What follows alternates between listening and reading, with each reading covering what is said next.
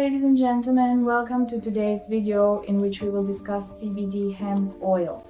Today's guest will be Pavel Čermák, who works as a professional consultant at the company Zelena Země.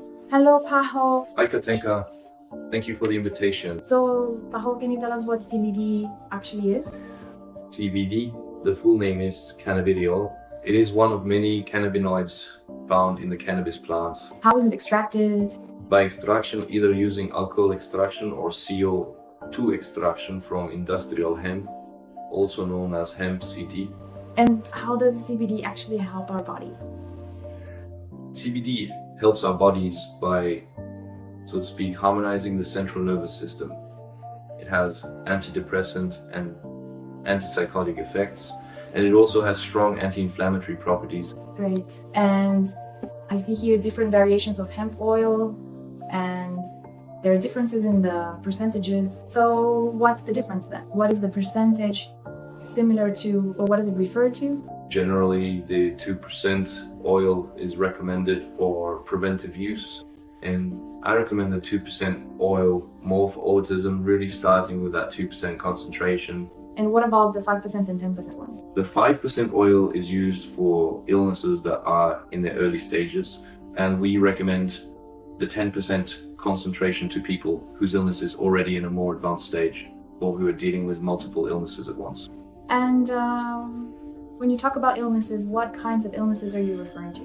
Where does CBD help the most? Well, definitely. CBD actually helps with a whole range of lifestyle diseases, whether it's epilepsy, really high blood pressure, or elevated blood sugar levels, which, thanks to the use of 5% CBD oil, about 6 to 8 drops daily, has led to a reduction in insulin use by up to 90%. But it also helps, for example, with various mental disorders, because CBD is actually a natural antidepressant. And how about the dosing here? As for dosing, it's generally recommended that people start with lower doses, let's say 1 to 2 drops twice a day. After 2 or 3 days, you actually increase the dose.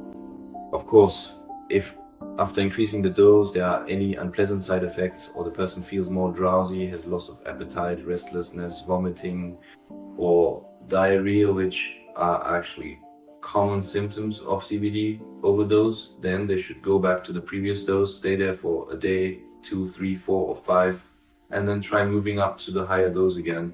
Dosage under the tongue?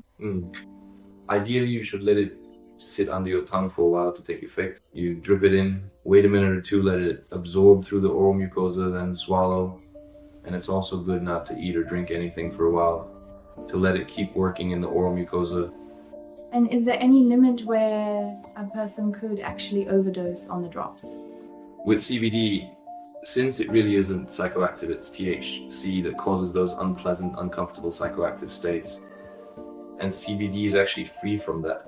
Overdosing on CBD is virtually impossible. Alright.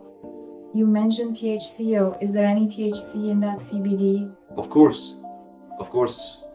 Because in the hemp oil, we actually extract it from the whole plant, right? So, yes, it contains the mentioned CBD, THC up to the legal limit of 0.2%, and other cannabinoids present in trace amounts. Haja, one last question for you.